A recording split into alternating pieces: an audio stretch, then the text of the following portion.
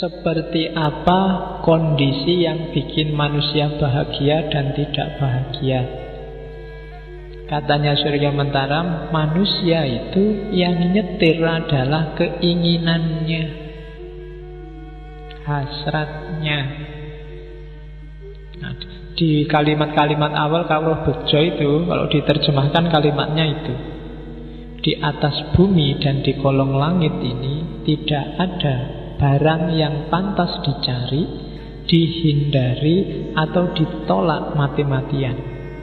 Meskipun demikian, manusia tentu berusaha mati-matian untuk menghindari, mencari, atau menolak sesuatu, walaupun itu tidak sepantasnya dicari, ditolak, atau dihindari.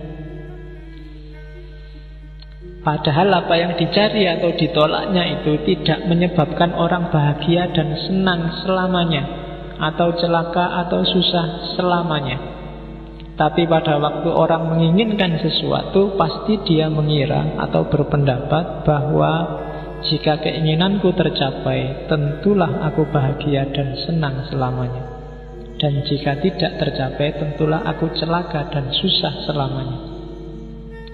Jadi yang pertama, hidup disetir oleh keinginan, bukan akal yang jelas. Akal itu sering-sering tugasnya hanya ngasih justifikasi, pembenaran bahwa yang kamu lakukan benar dan baik.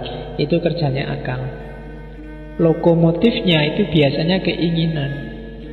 Sumbernya keinginan, ada yang bilang hati, Pak. Ya, hati sumbernya, tapi dari hati timbul hasrat. Di situ muncul keinginan. Dan keinginan inilah nanti sering jadi sumber masalah. Maka harus pas dosisnya. Banyak orang kayak dinarasikan itu nganggap keinginan itu final, pokoknya harus.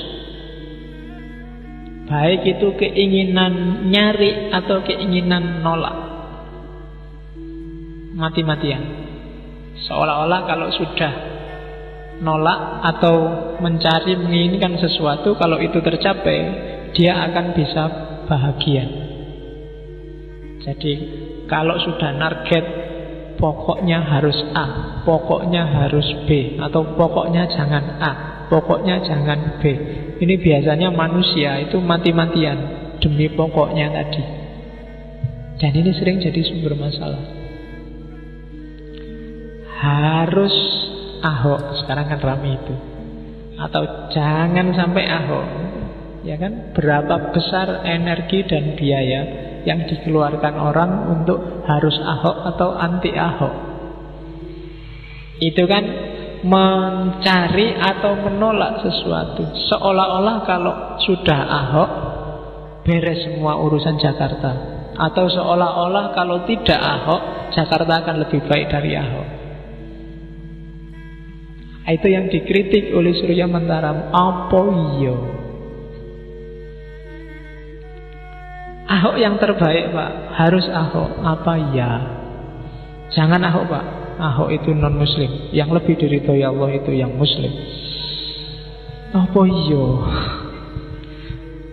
Loh, suka boleh, nggak suka boleh. Tapi di situ yang dianggap keliru adalah kalau kamu mati-matian, seolah-olah itu final. Padahal mungkin baru perempat final atau semifinal. Jadi belum puncak. Itu belum final. Jangan-jangan masih penyisian itu.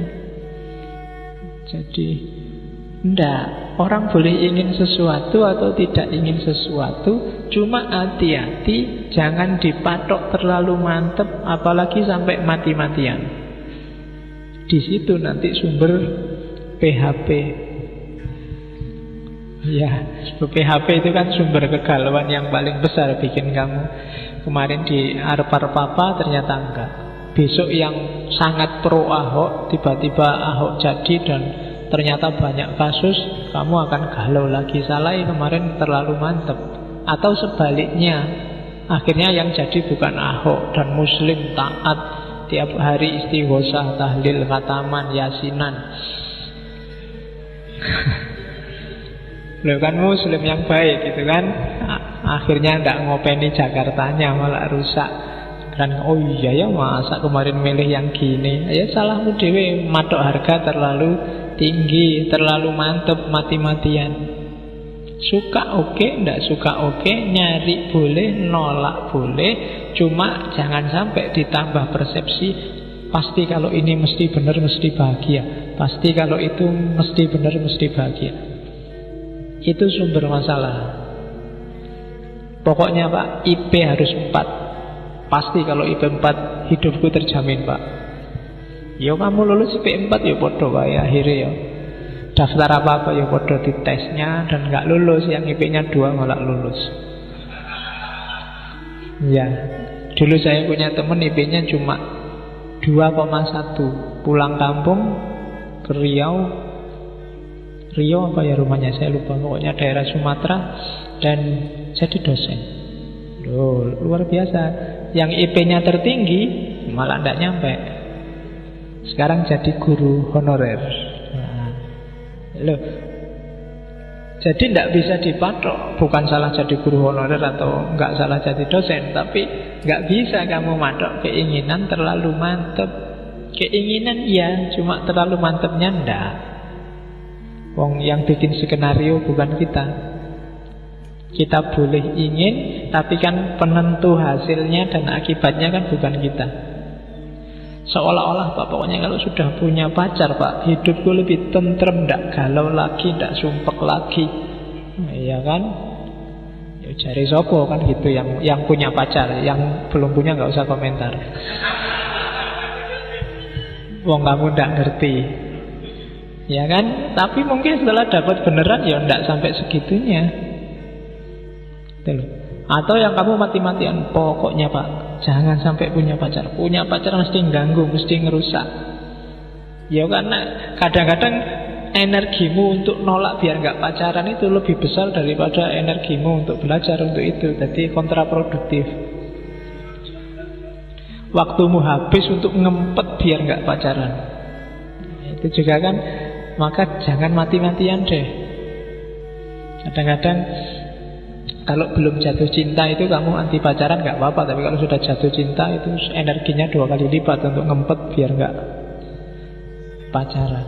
Jadi keinginan, hati-hati dengan keinginan. Keinginan yang terlalu kamu harga matikan itu kadang-kadang destruktif terhadap dirimu sendiri. Kadang-kadang bikin kamu jatuh, salah jalur. Kadang-kadang karena terlanjur gengsi, sudah terbukti bahwa keinginanmu itu keliru, kamu paksa di situ.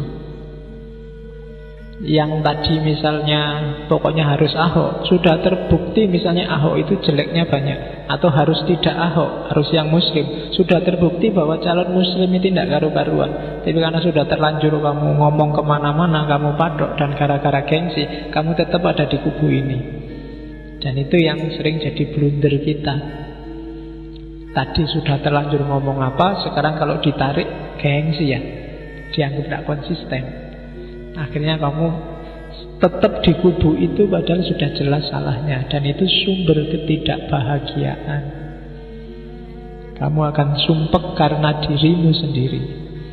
Jadi itu teori bahagia kedua. Pertama, jadi hati-hati dengan keinginan.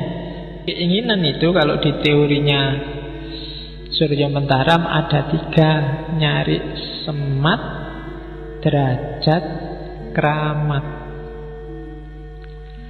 Semat itu kekayaan, kesenangan, biasanya sifatnya fisik.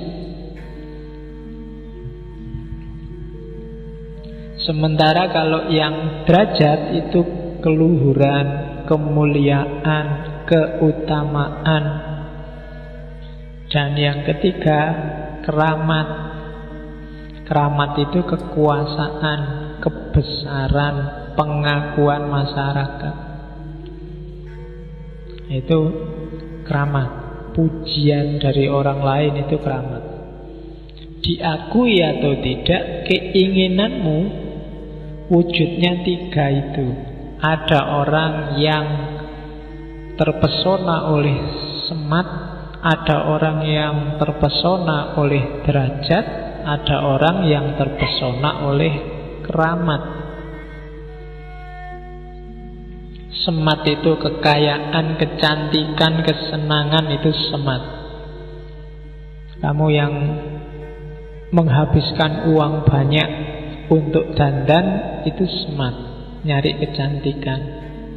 Kamu yang tiap hari fitness biar kelihatan perutnya six pack, itu nyari semat, ya. Terus loh iya, itu kan keinginanmu kan biar tubuhmu kotak-kotak semua tuh.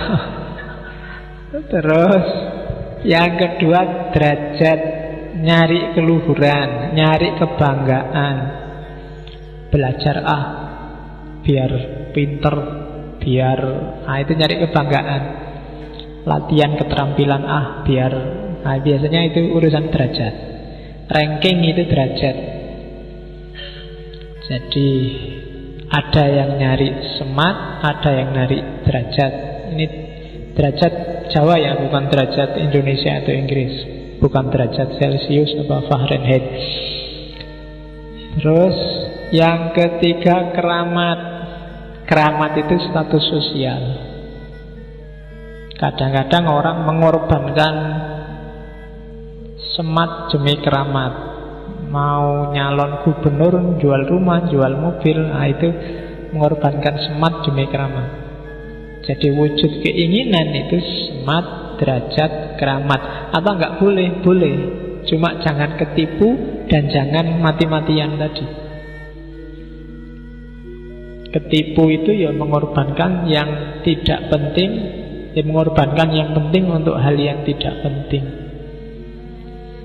Dan jangan mati-matian. Tidak mesti kok kalau ilmumu tinggi, derajatmu, kemuliaanmu pasti, karena kadang-kadang ilmumu hanya untuk pamer, hanya untuk biar orang ngerti kalau kamu pinter. Jadi derajatmu nggak naik meskipun ilmumu tambah. Keramat juga begitu, nggak mesti kalau orang ketemu kamu cium tangan, kalau orang muji-muji kamu terus kamu itu hebat di mata mereka. Banyak yang sekedar basa-basi, ya kan? Jadi keramat. Kalau kamu posting foto di Facebook, Instagram, WA, terus semua temenmu jempol, itu kadang-kadang bukan berarti bahwa mereka muji kamu atau suka padamu, bukan berarti kamu keramat. Ya, jadi itu ya mungkin terpaksa aja. Kalau nggak dikasih ya gimana, kalau nggak ada ya gimana. Jadi wujud keinginan itu tiga: semat, derajat, keramat.